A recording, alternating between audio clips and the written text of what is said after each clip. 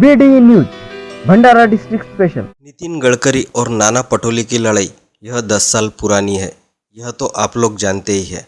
और 2019 के इलेक्शन में नागपुर लोकसभा सीट पर दोनों ही एक दूसरे के खिलाफ लड़े थे और उस लड़ाई में नितिन गडकरी ने नाना पटोले को करीब 2,16,000 मतों से हराया था। यह तो पुरानी बात हो गई, लेकिन इस साल 2024 के लोकसभा इलेक्शन में फिर से नागपुर से नितिन गडकरी को बीजेपी की टिकट मिल गई है। अब नाना पटोले की बारी थी, लेकिन जो नितिन गडकरी के समर्थक हैं उन्होंने विपक्ष को आह्वान किया था कि नागपुर लोकसभा सीट पर इस बार 2024 में नितिन गडकरी जी को निर्विरोध चुन लिया जाए।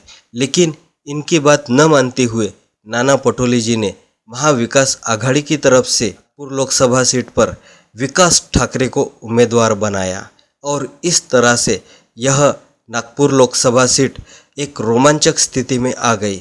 अब यहाँ नागपुर लोकसभा सीट पर एक रोमांचक मुकाबला होने वाला है।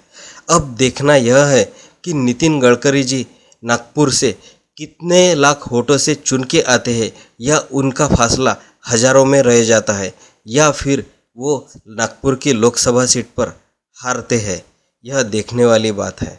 तो इस तरह से यह कड़ा मुकाबला हो रहा है।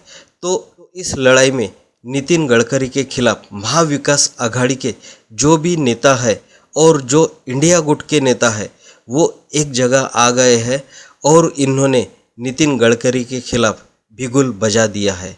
तो यहाँ पर एक मुलाकात में नाना पटोले ने कहा, नितिन गडकरी जी ने इसके पहले हमें एक फिल्म दिखाई थी, वो तो फ्लॉप हो गई, लेकिन अब नितिन गडकरी जी को हम एक नई फिल्म दिखाएंगे। ऐसा उन्होंने क्यों कहा ये आगे देखिए। त्यांनी पिक्चर काढलेला आहे हायवे मॅन, तो फ्लॉप झाला। मोदीचा पिक्चर आला तोही फ्लॉप झाला। मुन्नाभाई MBBS महात्मा गांधीवर पिक्चर निघाला तो सुपर डुपर हिट झालेला होता। आज लोकांना गांधी विचाराची आवश्यकता आहे आणि गेल्या 10 वर्षामध्ये देश विकून देश चालवणाऱ्या मोदी सरकारला धडा शिकवल्याशिवाय लोक राहणार नाही। महागाई कमी केलेली नाही, बेरोजगारी मोठ्या प्रमाणात वाढवली, 2 कोटी युवकांना नोकऱ्या दरवर्षी देऊ ते तर विशेष बंद झाला, शेतकऱ्यांची बेहाल करून ठेवले, छोटा व्यापारी उद्ध्वस्त करून ठेवला आणि त्याचे परिणाम आता भाजपला भोगावं लागणार आहे। आणि पहिल्या फेजमध्ये जे विदर्भातल्या 5 जागेवर लोकसभेच्या निवडणुका होत्या, 5ही जागा काँग्रेस आणि महाविकास आघाडी